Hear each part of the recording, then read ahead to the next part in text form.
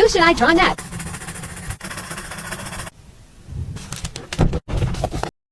Swagger down the street with your red lips and funky beat. You better hold your head up to the sky. I'm gonna roll with you till the day I die.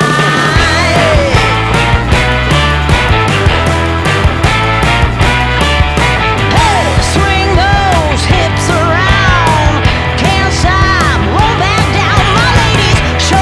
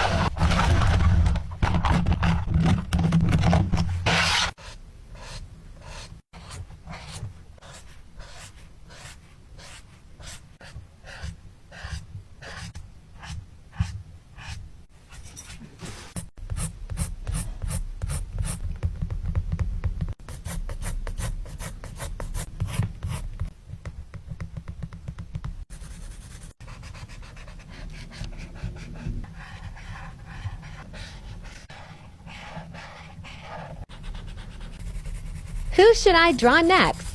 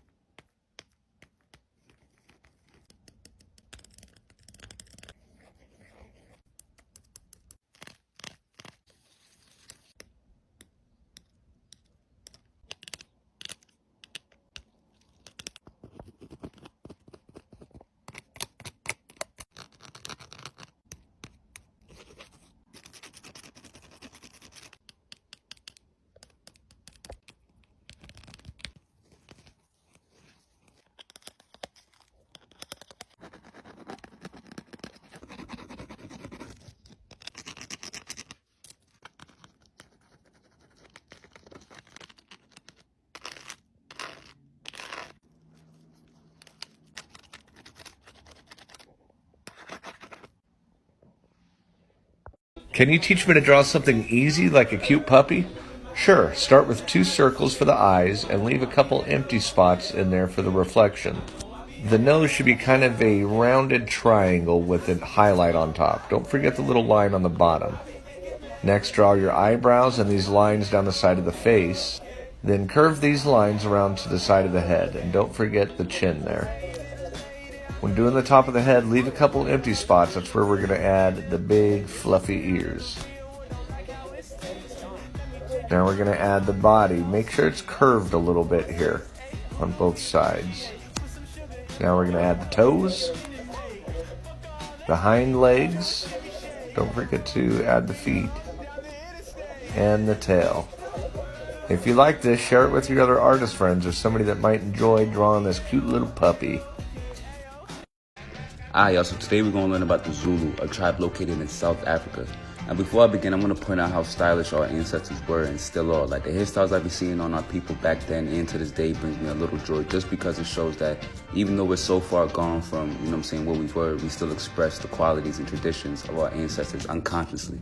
It's a real powerful and beautiful thing, So the reason why I chose to draw this Zulu man is to acknowledge and honor those who fought hard against the British Army in the Anglo-Zulu War.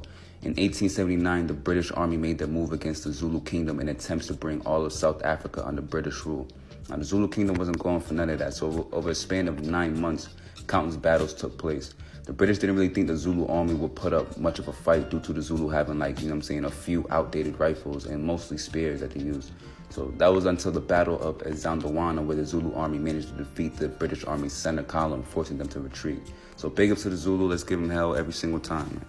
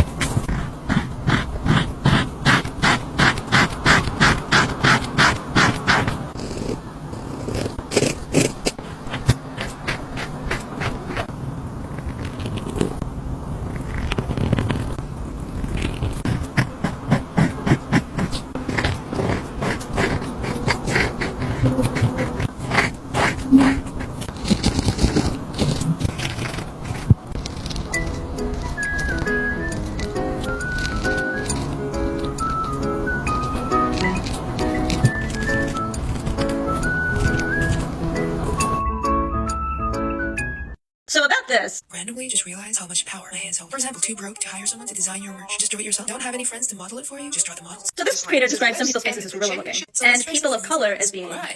And I think we should go back to the beginning of her first video where she talks about the power of the artist. I don't think most people who don't have a good visual critical thinking sense understand the power that visuals have in our society. Sure, she's teaching people to draw, but underlying it are people who will learn to draw, potentially work in industries where these images become pervasive. And so if they are people who perceive this to be a classic face, and who see people of color as being othered and do not understand how to depict them as well, we find ourselves in a situation where we are upholding norms that our society is ideally moving past. Now, some of her perceptions, and even the ways she is drawing and sectioning people's faces and hitting the angles, comes from the fact that a lot of our way of teaching drawing comes from a Eurocentric place. It's in direct line to Renaissance art, which really focused on realism, but also a sort of system of drawing that worked to depict people in a certain light. Other cultures had different ways of drawing, and other cultures, for example, focused on things other than realism. And it is worth noting, our studies of drawing are sort of also tied to all of our other Enlightenment ideals of how you understand the world, much of which is through a Eurocentric lens. But in America, this is no longer the singular classic face. In fact, globally, we are much closer to each other intellectually, and therefore, there is no singular classic face. And with power comes responsibility. And so for artists, rather than just drawing what you know, if you actually want to be an artist who communicates with a broad swath of people, you need to look and study from a broad swath of people, draw a broad swath of faces, and hold back the racism.